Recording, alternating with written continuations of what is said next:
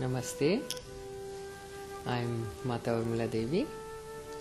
Namaste, Mataji Urmila Devi. Do you see a difference between the female and the male spiritual paths? And do you think that it's more difficult for a woman to be a spiritual teacher than it is for a man?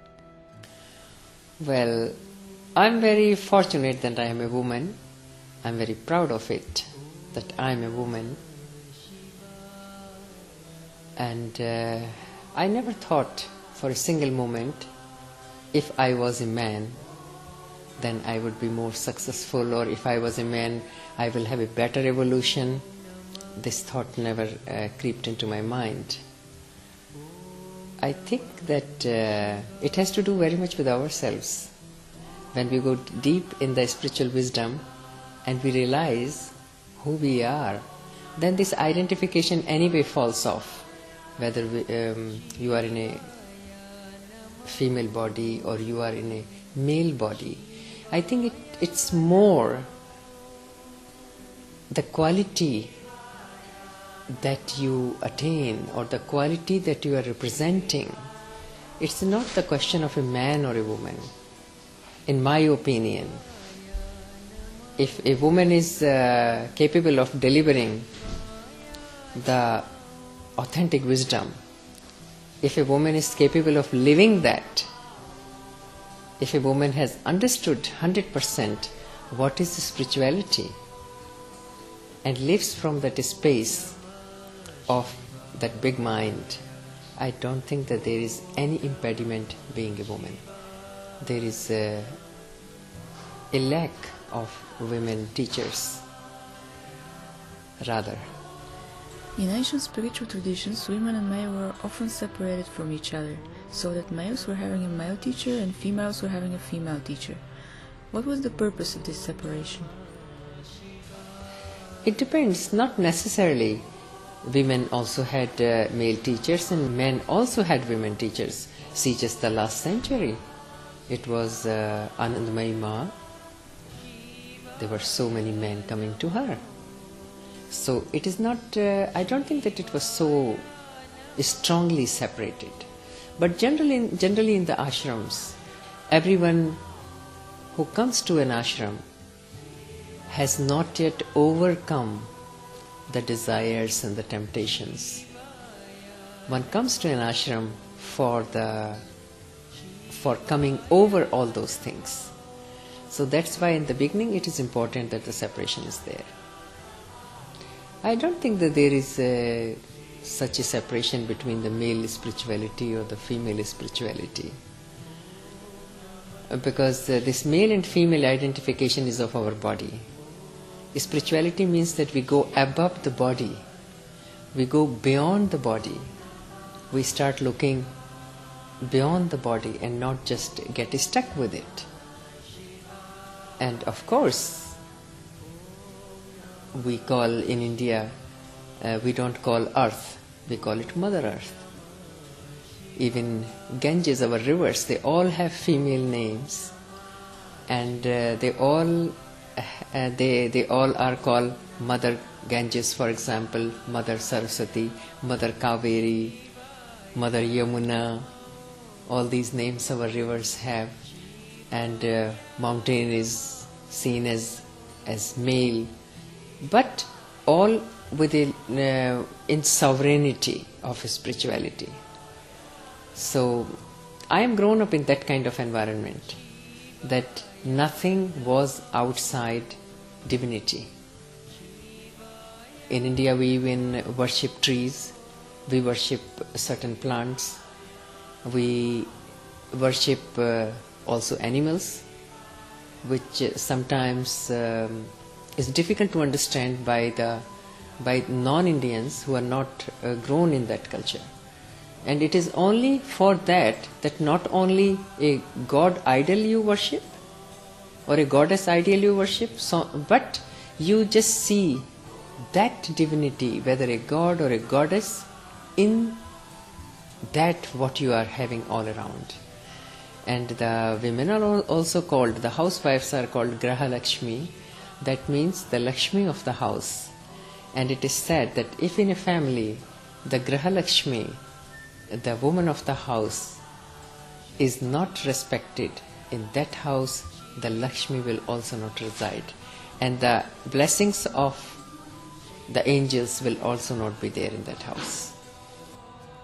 In India, the Mother Goddess is worshipped in so many different forms and aspects. On the contrary, in the West, at least in Christianity, God is a male, and there are no aspects of the Divine Mother Goddess the way we find them in India. Do you think that this might be one of the main reasons why people from the West find Indian spiritual paths so attractive? If we look from the higher point of view, if we look from the eyes of the rishis, then each woman is the embodiment of the Mother Divine.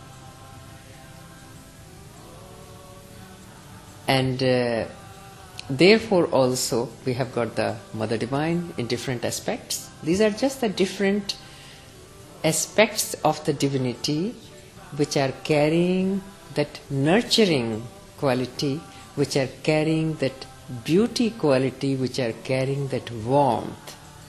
Because there is a difference between father and mother.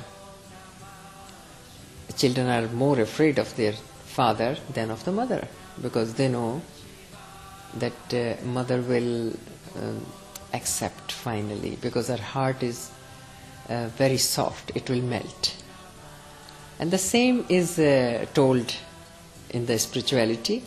Worship Mother Divine and you will attain faster what you are looking for, because her heart will melt. So some people, there is a belief like this, and it is just beautiful. Indian temples are there, these images are there, so that our mind can rest. Our mind sees all that beauty and starts looking at the beauty with honor. If a mind is looking at beauty with the tendencies of consuming it or using it, then it may create problems in the society. I mean, we are seeing so many problems, and also the relationship problems are based on that.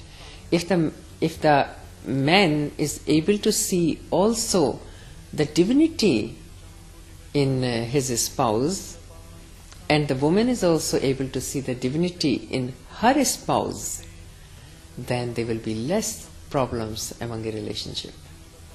So that is why these all things were created.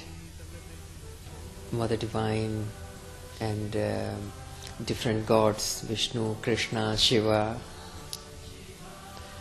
and many other, Rama, Hanuman, Ganesha. These all symbolize different qualities of our own consciousness. What is the difference between goddesses like Kali and Parvati? What do they symbolize? Are they different aspects of the same female energy, or are they opposed to each other? See, what is hidden behind the darkness? It's light. And Kali's image is there to lose fear, number one, and to go through that fear and come to a point that there also you see divinity. What do you find behind her? Also divinity. And Kali is carrying a head in the hand, sword in the other hand. All these symbols are so that the head means ego, the slayer of ego. Kali is the slayer of ego, and the hands hang as her skirt. That means the doership. So all these things, if we can understand all these pictures and all these gods and goddesses if we can understand it in their deep meaning, then we know, okay. So once you are in wisdom, the important thing is that people go into this wisdom of spirituality. And if they have that wisdom, then this whole world, including all these images and everything, just becomes a beautiful play of divinity. I see it this way. But we have to start somewhere. So in the beginning phase, we take them, they are separate from us. Kali is separate from me, Durga is separate from me, Parvati is separate from me. These are all just different qualities of the same femininity, the same female energy, which is nurturing, which is carrying life, and which is present all over in this nature and also all over in the form of women.